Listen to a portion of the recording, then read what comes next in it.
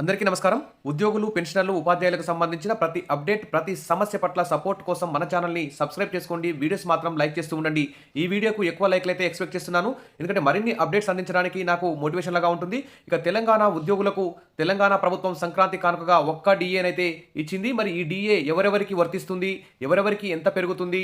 మరి సీపీఎస్ వారికి, జీపీఎఫ్ వారికి, పెన్షనర్లకి ఈ విధంగా ప్రతి డిపార్ట్‌మెంట్‌ల వారీగా మరి రిక్రూట్ అయినటువంటి తేదీల వారీగా మరి ఎవరెవరికి ఎంత పెరుగుతుంది అనేటువంటి అంశాల మీద కూడా ఈ వీడియోలో డిస్కస్ చేద్దాం. ఇంకా మరిన్ని అంశాలను డీఏ క్యాలిక్యులేటర్ కూడా సెపరేట్ వీడియో చేస్తాను. తప్పకుండా చూడండి, లైక్ చేయండి. ఇక వివరాలకెళ్తే ఉద్యోగులకు సంక్రాంతి కానుక ఒక్క డీఏకు జీవో జారీ. సచివాలయంలో ఉద్యోగుల సమావేశంలో సీఎం రేవంత్ రెడ్డి కీలక ప్రకటన. ఆదేశాలు తక్షణమే జీవో విడుదల కు నిర్ణయించారు. ఒక డీఏ ఇస్తే చాలా అంటూ ఇక్కడ కేంద్ర మంత్రి బండి సంజయ్ అయితే ప్రభుత్వాన్ని విమర్శించారు. అదేవిధంగా ఇప్పటికీ ఇంకా 5 డీఏలు కూడా పెండింగ్‌లో ఉన్నాయి. ఒక డీఏతో చేతులు దులుపుకోవడం అన్యాయం అని చెప్పి ఉద్యోగ సంఘాల జేఏసీ ఉద్యోగులు అందరూ కూడా మరి ఇక్కడ ప్రభుత్వాన్ని అయితే ఖండిస్తున్నారు. ఎందుకంటే వెంటనే 3 డీఏలు ఇవ్వాలి. తర్వాత బడ్జెట్ లోపు పీఆర్సీ రిపోర్ట్ కూడా తెప్పించుకొని మొత్తం పెండింగ్ బిల్స్, పీఆర్సీ ప్రతి ఒక్క ఆర్థికేతర అంశాలన్నీ పరిష్కరించాలని చెప్పేసి సగటు సాధారణ ఉద్యోగుల యొక్క ఆకాంక్ష. సరే, ఏది ఏమైనా సరే కొంతవరకు అయితే ఊరట ఇచ్చేటువంటి నిర్ణయం ఇది. ఉద్యోగులకు 3.64% కరువు భత్యం పెంపు. పెన్షన్లో 30.3% ఉన్న డీఏ, డీఆర్ 2023 జూలై 1వ తేదీ నుంచి 33.67%కి పెరుగుతుంది. ఈ పెంపుతో రాష్ట్ర ప్రభుత్వంపై ఏటా 277 కోట్ల ఆర్థిక భారం అదనంగా పడుతుందని అంచనా. పెరిగిన డీఏ, డీఆర్లను ఈ నెల వేతనం నుంచి చెల్లిస్తారు. కాబట్టి వెంటనే జీవో కూడా విడుదల చేస్తున్నారు. కాబట్టి ఈ నెల జీతం నుంచే పెరిగిన డీఏని, డీఆర్ని అయితే జనవరి నుంచే చెల్లిస్తారు.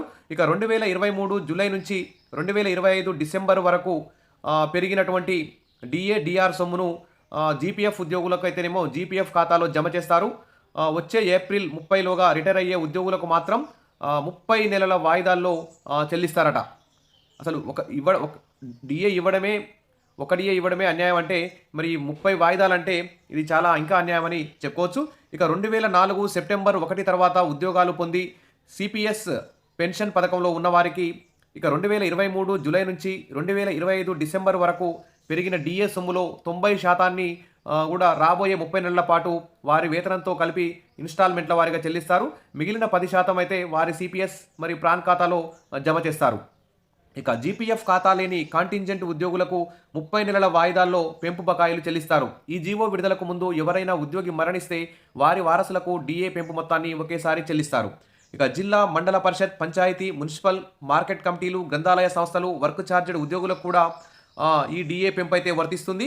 ఇక వ్యవసాయ మార్కెట్ కమిటీలు, జీహెచ్ఎంసీ ఉద్యోగులకు పెరిగిన డీఏ ఆర్థిక భారాన్ని ఆయా సంస్థల సొంత నిధుల నుంచే భరించాల్సి ఉంటుంది.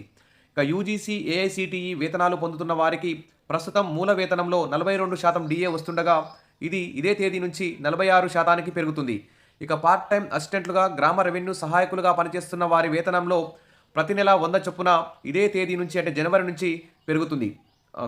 2023 జూలై నుంచి పెరుగుతుంది. ఇక పింఛన్దారులకు 2023 జూలై నుంచి 2025 డిసెంబర్ వరకు పెరిగిన డీఆర్ బకాయిలను రాబోయే 30 నెలల పాటు సమాన వాయిదాల్లో చెల్లిస్తారు. మరి ఈ విధంగా చెల్లింపులైతే 30 వాయిదాల్లో చెల్లించడం అన్యాయం అని చెప్పేసి ఉద్యోగులైతే బాధపడుతున్నారు. ఉద్యోగ సంఘాల జేఏసీ కూడా మరి ప్రభుత్వంతో మరి చర్చలు జరపాలి. ఈ వాయిదాల సంఖ్యని తగ్గించే విధంగా కనీసం ఒక 10 నెలల్లో ఇచ్చే విధంగా చూడాలి. ఇలా 30 నెలల పాటు ఇచ్చుకుంటూ పోతే 2028 వరకు ఈ ఏరియర్స్ ఈ డీఏ 2023 డీఏ సంబంధించి బకాయిలు క్లియర్ అవుతాయి. అంటే 2028 దాకా మరి పీఆర్సీ వచ్చే అవకాశం ఉందా లేదా అనేటువంటి అనుమానం కూడా ఉద్యోగులకు కలుగుతుంది. కాబట్టి ఈ 30 వాయిదాలని కనీసం 10 వాయిదాలకు తగ్గించాలి. అసలు వాయిదాలు లేకుండా చేస్తే బెటరు. దాని మీద మరి ఉద్యోగ సంఘాల చేసి ప్రభుత్వంతో వెంటనే చర్చ జరపాలని సగటు సాధారణ ఉద్యోగులందరూ కూడా భావిస్తున్నారు. మరి ఇక ఎవరికి ఎంత పెరుగుతుందంటే రాష్ట్ర ప్రభుత్వ ఉద్యోగులకు మొత్తం 79 రకాల బేసిక్ పేస్ ఉన్నాయి. మొత్తం 79 రకాల మూల వేతనాలు ఉన్నాయి. అత్యల్పంగా నెలకు 20,920 బేసిక్ పే పొందుతున్న వారికి ఈ నెల నుంచి ₹762 అదనంగా పెరుగుతుంది. ఇక అత్యధికంగా నెలకు ₹1,62,070 బేసిక్ పే ఉన్నవారికి 48,670 డీఏ అయితే వస్తుండగా మరో ₹5,899 పెరుగుతుందన్నట్టు. అత్యల్పంగా ₹762 డీఏ పెరుగుతుంది. తర్వాత గరిష్టంగా బేసిక్ పే ఉన్న వారికి ₹5,899 డీఏ అయితే పెరుగుతుంది.